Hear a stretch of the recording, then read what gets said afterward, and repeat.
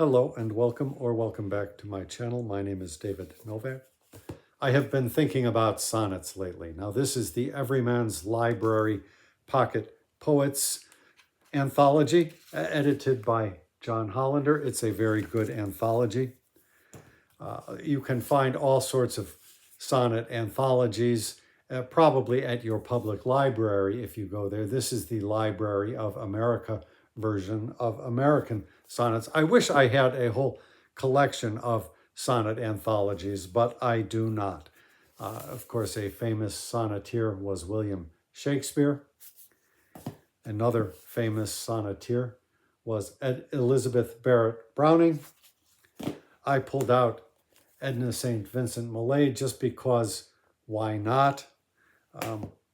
Actually, a lot of my favorite poets turned their hand to sonnets. Wilfred Owen, for example, if you purchase his, well, you don't have to purchase it. If you borrow his, if you look at his complete poems, you will find that an awful lot of them were sonnets. It is a good form for the novice poet starting out because it is pretty regular. It puts constraints on one's writing and provides direction to the wayward novice. Of course, it may be also said that I have written a book of sonnets or two. This was the first book that I completed as such. It was intended from the get-go as a book of sonnets, and indeed that's what it turned out to be. I was in my early 30s, I think. I under some contexts, I will call this my first book. And it was followed up last year, perhaps, by this book, my second series of sonnets. So I've written 2 books of sonnets. And I also have written a book called The Soul's Refinement, and there are 2 books similar which employ the sonnet form as a stanza. So I just thought I would like to talk a little bit about sonnet forms. There is a book of 40 sonnets that I did a video about not that long ago by Don Patterson, and his sonnets run the gambit, if you will. So you will have things that are strictly regular with the one of the approved and vetted rhyme schemes, and then you will have something like this. I don't know how well you can see that. I would be hard-pressed to call that a sonnet. This is another example of a sonnet by him. Now this, I would probably not admit to it being a sonnet, but I have always wanted to do something like this. I like the thought of the challenge of writing a sonnet that is, say, 1 syllable or 2 syllables per line. I've just never figured out the way to do that.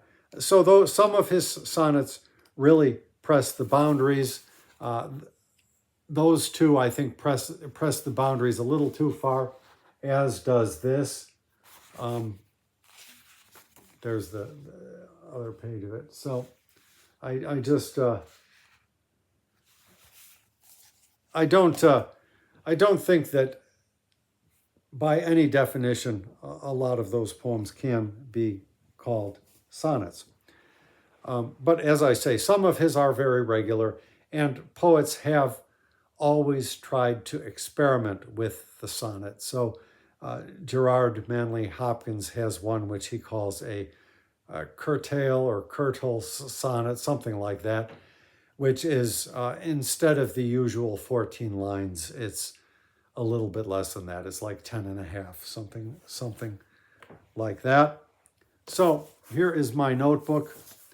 And as I say, I had hoped to do something a little bit more professional, but I am not a booktuber by profession, so let me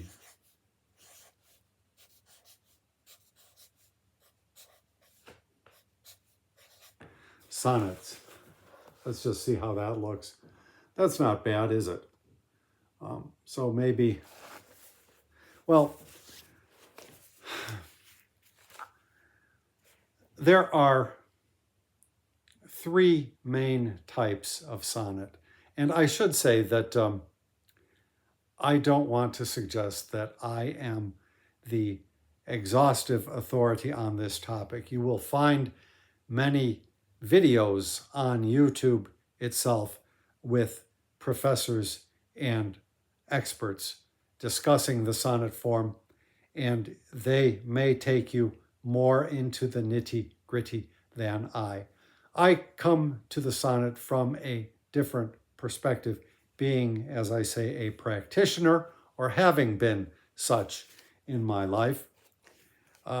So for the ground rules, sonnets tend to be written in iambic pentameter. That generally means a 10-syllable line with a da-da, da-da, da-da, da-da, da-da kind of beat, but they do not have to be. A sonnet could be written in tetrameter, so it could be written with only 4 beats. You could switch it up and throw a different kind of meter in there if you wished. I have not done so, and I don't know that I have seen a successful version of a sonnet done in something other than pentameter, but it could happen. Nowadays, some writers of poetry are inclined to refer to anything that is 14 lines long, a sonnet. And I would not agree with that sort of definition at all. There is a book out called American Sonnets, and whatever those poems are, sonnets does not apply. It would be, I could see a sonnet existing without any sort of rhyme scheme, but in that case, I think that some of the other earmarkings of a sonnet would have to apply sort of strenuously. Now, none of these other earmarkings are, strictly speaking, necessary. So there's a famous sonnet by John Milton, "When I Consider How My Light is Spent." In school, you will learn that the sonnet is supposed to have a turn at line 8. The teachers like to tell you that because they can quiz you on the other word for that, the technical word, which is a volta. You don't need to know that, and a sonnet really does not need to have that. So Milton's "When I Consider How My Light is Spent" broke that rule. And sonnets can break the rules in all kinds of different ways. So I'm just thinking about sort of the rough basics. Generally speaking, there should be a rhyme scheme, and something like a succession of 7 couplets would not be called a sonnet and could not be considered a sonnet. As I say, I think something that is unrhymed has a better chance of making the grade, but I still haven't seen that. So there are, as I say, in my humble view, 3 major types of sonnets, but there are more than that, of course. So I will start with the English.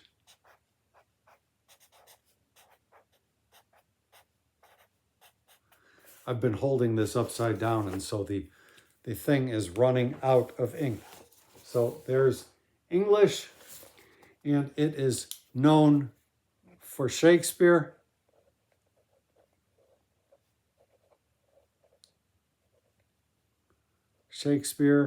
So we will say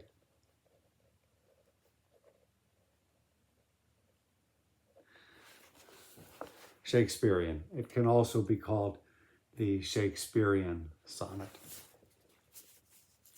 And it is known for consisting of 3 quatrains followed by a couplet. So the typical rhyme for that would be A, B, A, B, C, D, C, D, E, F, E, F, and G, G. I should write that down.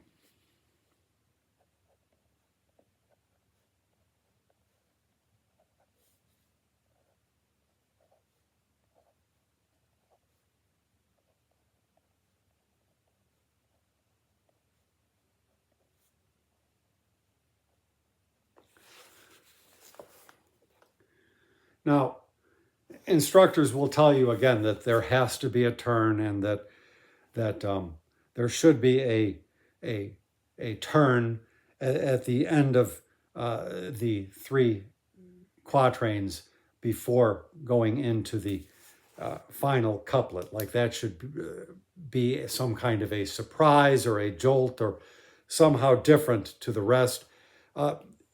They tend to be some sort of summing up. Shakespeare has a beautiful sonnet. I think it's Shall I Compare Thee to a Summer's Day, where you start with an image. The second stanza has another image, the third stanza another image, and then the final quatrain wraps sort of all of the elements from those separate stanzas into one. That does not have to happen. A variation on this sort of sonnet is what is called the Spenserian.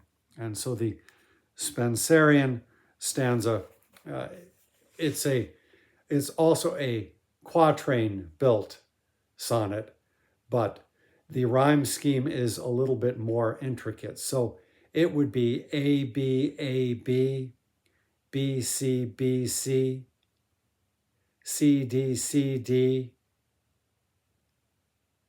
and then E, E. So let me write Spenserian.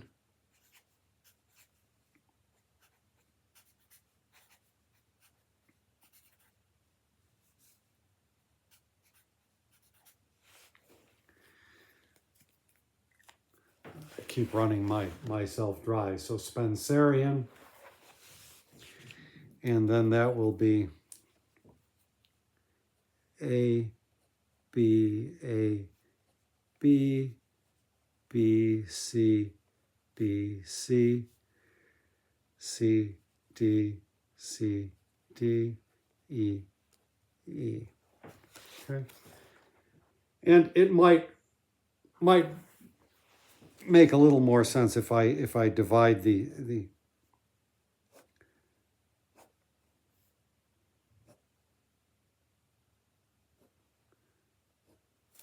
there. I've put little dividers so you can see how the stanzas themselves go. Now, as far as how a sonnet gets printed, sometimes they will be printed with a space between the component stanzas, and sometimes they will not. It really doesn't matter. It's all up to the poet. E. Cummings was a noted sonneteer. He did not tend to use meter in his sonnets, and I think his rhyme schemes could occasionally vary, but his line placement, he would have line breaks all over the place, or spaces. So his poems, a lot of which were sonnets, were not always recognizable as such. So I've got, and another variation on the Spenserian will be the half Spenserian. So let me write that.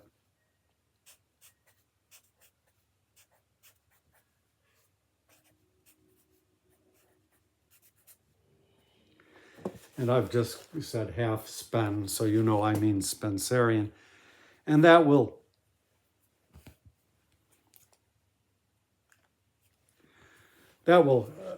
contain a octet of the rhyme scheme which I mentioned. That's another thing about some types of sonnet, not the English one, that it is divided into half, so to speak, the first half having 8 lines and the second half having 6 lines. So the 8 lines are called the octet.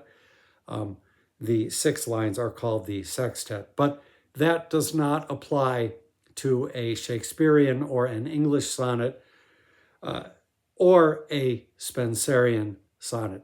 It can, however, because the sonnet has a history dating back to Europe and to Italy, I should say, and that former style of sonnet, which has never been popular in English, though John Keats did it beautifully, and I believe Charlotte Smith did it as well, among others.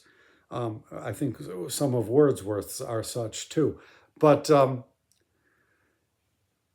there is nothing to say that a Shakespeare or a Spenser could not put a turn in at the end of line 8. A certain amount of that tends to crop in there just naturally. It does not need to be intentional, but it can be. So the half Spenserian is A, B, A, B, B, C, B, C.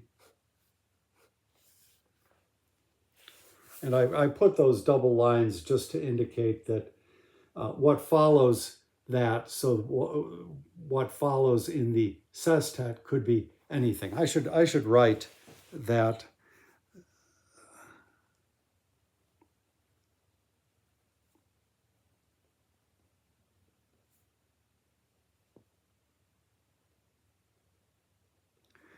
I think that's how you would spell it, octet plus sestet, sometimes.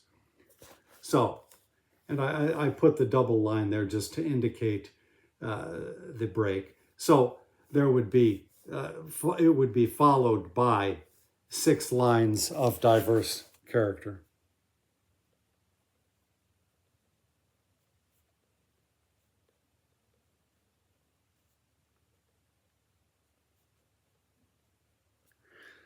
So that is the Spenserian. Now, I'm probably going to run out of space, but let me get into the Italian sonnet.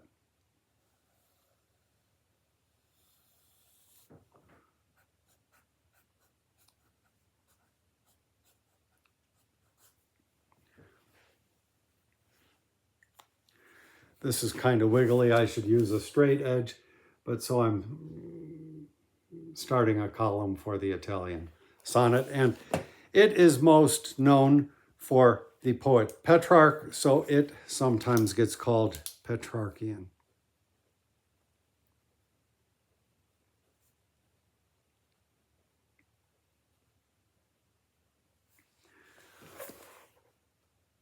Petrarch or Petrarchian. And then the octet is A, B, B, A, B, B, A, followed by a sestet, which can vary. So let me put that down.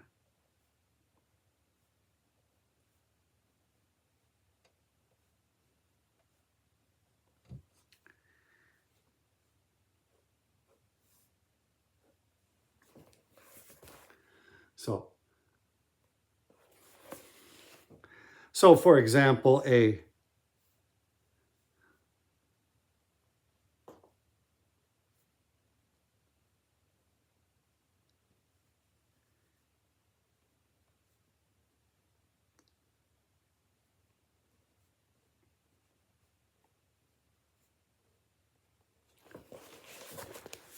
for example, C, D, C, D, C, D, like that. It can be any number of things. The only one that is generally frowned upon would be if it is followed by the normal sestet of an English sonnet or a Shakespearean style sonnet. So if it ends in a couplet, that gets you a slap on the wrist.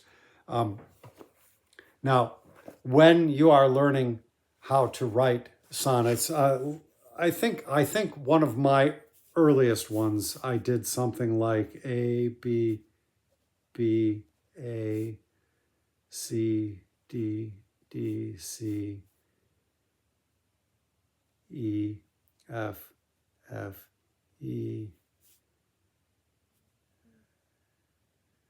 possibly G, G. I don't know. I'm not sure. I think I did something like that. Um, that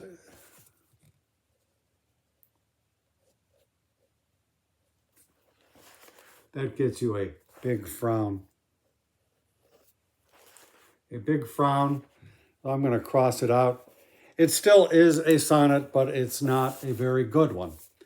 But it's pretty common for people to do that sort of thing. I'm not sure if there's anything else that needs to be said. As I say, the sestet can be all over the place, so long as there is no couplet.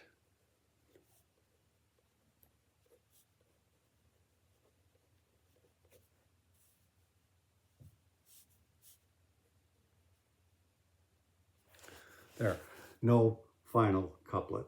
Of course, if you write a sonnet and the octet is perfectly Petrarchian and somehow you wind up with a second half that is Shakespearean or ends up with a couplet, that's okay. I think, in fact, one of my earliest attempts in my book, Embodiment and Release, the bottom six are actually couplets. So 3 couplets, I think. I really don't remember. Very, very bad form. But when you are learning how to do this stuff, you have to go through the bad form to get to the good form. And then the last form, for want of a better phrase, I'll call it the American.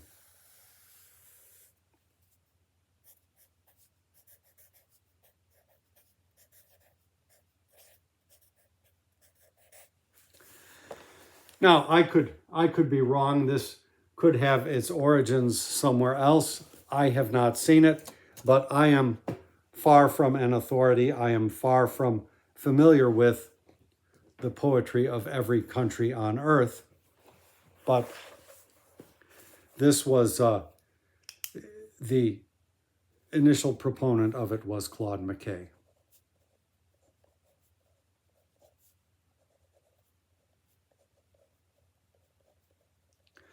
So I assume the appropriate designation would be McKayan. I'm not sure, but and his style of sonnet is also a sonnet divided into octet and sestet. So it harks back a little bit to the Italianate sonnet. And his rhyme scheme is A, B, C, D, B, C, D, A. For the octet, E, F, G, F, G, E. For the sestet. And I am not sure how many sonnets of that style exist in his oeuvre complète, but it is noteworthy. It is something for which McKay has not gotten due credit. I am not sure why. I suspect it's just because people may not have noticed it. Now I have, of course, I think I have 4 in here maybe that use the McKay sonnet form. In fact, I have a poem about McKay which uses that form in here. I think I have 3 poems about him and 2 do, or 2 poems about him and 1 does. I'm not really sure. Somebody may tell me that no, that's actually some sort of sonnet from some other place.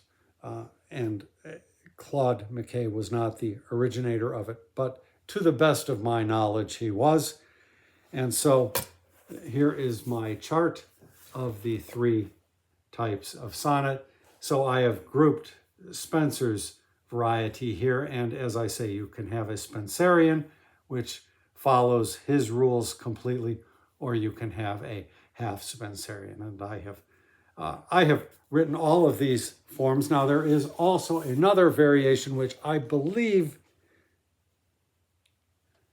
comes down to W.H. Auden. I am not sure. Other people may have done it, and I'm going to just put it on the American side.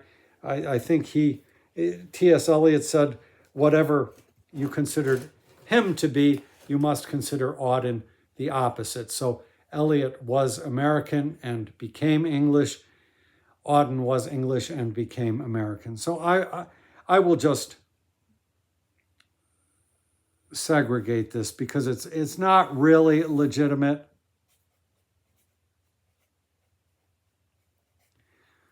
And it basically is a sort of terza rima stanza. So